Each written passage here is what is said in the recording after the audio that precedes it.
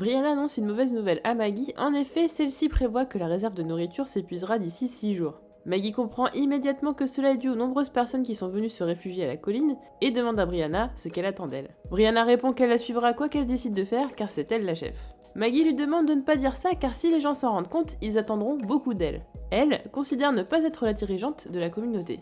Brianna lui répond qu'elle a réussi à mettre hors jeu Gregory, qu'elle a pris le leadership de la colline, qu'elle a réussi à amener la communauté au dehors et à les ramener sains et saufs. C'est donc officiel, pour tout le monde, Maggie est la dirigeante de la colline. Personne d'autre ne voulait de ce poste, mais la communauté aurait laissé n'importe qui d'autre que Gregory diriger celle-ci.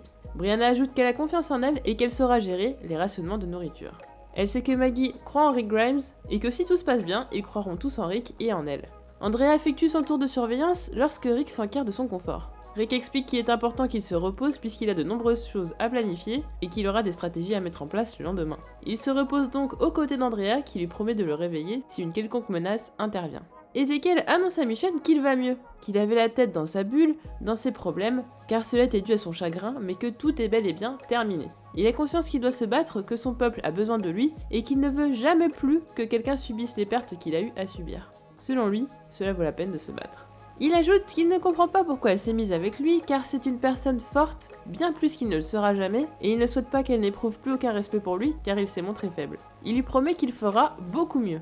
Le Dr Carson examine la jambe de Eve. Au vu de la quantité de sang qu'il a perdu, le Dr Carson l'estime chanceux d'avoir survécu et le félicite du travail qui a été effectué sur sa jambe, d'autant plus qu'il sait que Denise a été mordue peu de temps avant d'avoir soigné Eve.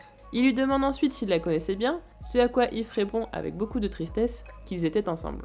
Olivia tente de tenir compagnie à Rosita, pensive. Elle l'interroge. Est-elle inquiète au sujet de Jen ? Rosita essaye de détourner la question, mais Olivia n'est pas dupe. Elle sait qu'elle a le béguin pour lui et qu'elle n'est plus une adolescente. Il n'y a rien de honteux à l'aimer. Rosita cède et avoue avoir des sentiments pour lui, avant de demander à rester seule. De leur côté, Jesus et Alex profitent de leur soirée ensemble. Jesus manque beaucoup à Alex, car il part très souvent en mission extérieure et souhaite qu'il lui fasse la lecture. Negan réunit de bon matin les Saviors car il a une grande annonce à faire. Derrière lui, de nombreux rôdeurs sont attachés les uns à côté des autres. Negan déclare que cela peut être surprenant à première vue, mais que ces créatures vont être un point capital de leur plan pour gagner la guerre. Il explique que tout le monde sait comment cela se passe, quand les gens se font mordre par des rôdeurs ou quelle que soit la blessure qu'ils provoquent, quelque chose venant d'eux se transmet dans le corps des gens et ils meurent. Lorsque quelqu'un se fait mordre, la fièvre arrive et il se transforme bien plus vite que prévu. Il déclare que cela peut être tourné à leur avantage. Negan frotte Lucille sur un des rôdeurs, puis annonce que Lucille a maintenant été améliorée, qu'elle est encore plus dangereuse. Il n'a plus besoin de briser le crâne des gens pour tuer, mais de simplement frapper avec. Il ajoute que toutes les armes seront elles aussi infectées de résidus de rôdeurs afin de créer des armes bactériologiques et ils tueront tous leurs ennemis. Rick réveillé rend visite à Earl et se présente de nouveau. Évidemment, Earl connaît déjà Rick, car tout le monde ne cesse de dire du bien de lui. Rick a une requête à faire à Earl. Il demande si après la guerre, il lui sera possible de lui fabriquer une prothèse pour le bras, ce qu'il accepte avec plaisir. La communauté du royaume fait son arrivée à la colline. Tout le monde est d'accord pour dire que le fait que les trois communautés soient réunies au même endroit est un atout majeur pour sortir victorieux de cette guerre contre Negan. Cependant, il faudra être vigilant et il sera donc nécessaire de réévaluer leurs capacités, réorganiser les forces, faire un inventaire des armes et ainsi se préparer à ce qu'il arrivera. Puisque Rick en est certain, Negan viendra les attaquer.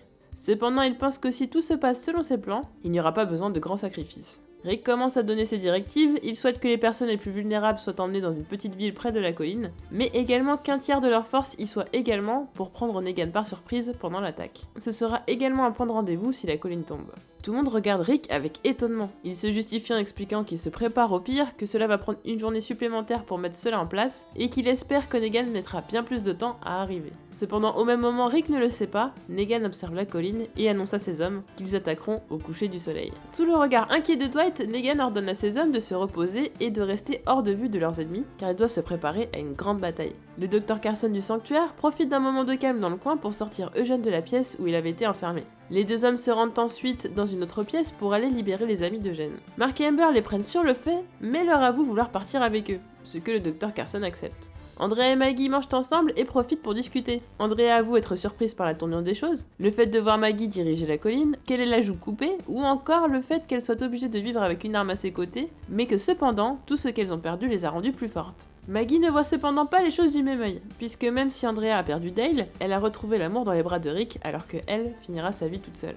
Grâce à la nourriture apportée par le royaume, tout le monde peut à présent manger à sa faim. Rick et Andrea en profitent donc pour parler du futur. Après la guerre contre Negan, Rick souhaite retourner à Alexandria pour rebâtir la communauté, car là-bas, il se sent chez lui. Andrea est surprise de voir autant d'élan d'optimisme chez Rick. Il explique qu'il veut rebâtir le monde d'avant et qu'il ne voit pas comment Negan l'en empêcherait. Cal lance l'alerte, les Saviors sont là devant le portail. Negan fait sortir ses rôdeurs et demande à ses hommes de garder leur position. Cal leur ordonne de ne pas approcher car ils n'ont aucune idée de ce qui se cache derrière ces murs. Negan est exaspéré. Il lui demande de baisser sa lance et d'aller chercher Rick car les adultes ont besoin de discuter. Cal ne cédant pas, Negan ordonne à ses hommes de le tuer. Negan hurle à Rick de se montrer où il tuera chaque homme qui se trouvera aux abords du mur. Negan comprend vite que Rick ne se montrera pas et qu'il faudra par conséquent entrer. Il demande donc à ses hommes de veiller à ce que leurs armes soient bien imprégnées de résidus de rôdeurs. Dwight dit qu'il est prudent car il ne veut pas altérer le poids des carreaux. Negan déclare à Rick que c'est sa dernière chance de se montrer et qu'ensuite ils vont entrer. Puis il s'adresse aux autres survivants en leur expliquant que se rendre, c'est survivre. N'ayant pas de réponse, il donne l'ordre de lancer l'assaut. Un camion fonce sur le portail, le détruisant instantanément. Negan est déstabilisé car celui-ci se fait cribler de balles. Rick ordonne à tous de se couvrir avant que les Saviors arrivent à l'intérieur. André demande à Maggie de rester à l'intérieur avec Sophia étant donné qu'elle est enceinte et demande à Carl de l'accompagner pour la phase 2 du plan.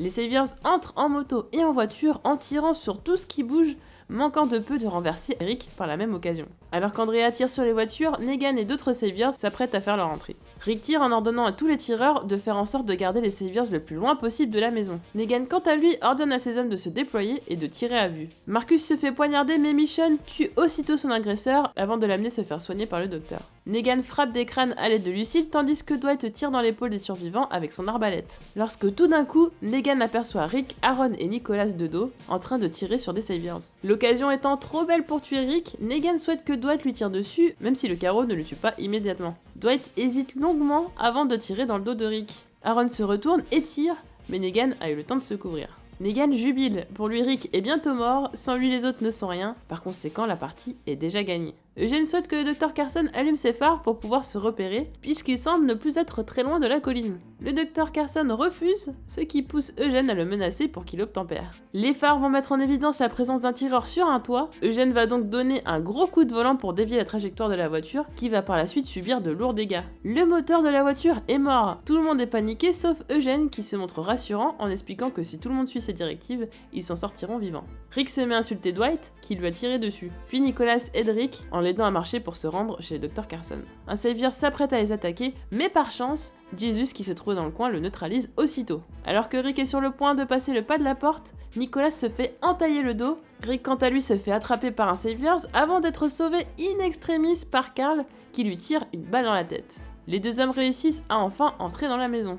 Pendant ce temps-là, Negan veut en finir et ordonne à ses hommes de tuer tout ce qui bouge une fois qu'ils seront rentrés. Il hurle qu'une porte ne les arrêtera pas et souhaite qu'il n'y ait aucune hésitation de la part de ses hommes. Soudain, des phares de voiture s'allument, prenant par surprise les Saviors qui se feront tirer dessus par les tireurs qui se situent dans la maison sans pouvoir répliquer. Eugène et les autres retrouvent le tireur sur le haut de l'immeuble avant de le pousser dans le vide. Le groupe décide ensuite de rester sur le toit jusqu'au lever du soleil pour ensuite reprendre leur route jusqu'à la colline. Au petit matin, il y a de nombreux rôdeurs à la colline. Michonne explique à Jesus que Negan a fait son camp dans les bois au nord de la colline et qu'ils auront soit nettoyé cette zone des rôdeurs, soit qu'ils se seront fait manger. Jesus propose donc d'éliminer les rôdeurs qui sont dans l'enceinte de la colline et de bloquer son entrée avec les bus du royaume. Le Dr Carson est débordé car de nombreuses personnes sont atteintes de la fièvre comme si elles avaient été mordues. Il s'interroge donc sur ce qui s'est passé. Michonne et Jesus rapportent au Dr Carson un poignard sur lequel se trouvent des résidus de rôdeurs. Ce dernier comprend tout. Toutes les personnes ayant été blessées par des armes souillées par des rôdeurs vont mourir peu importe la gravité de la blessure.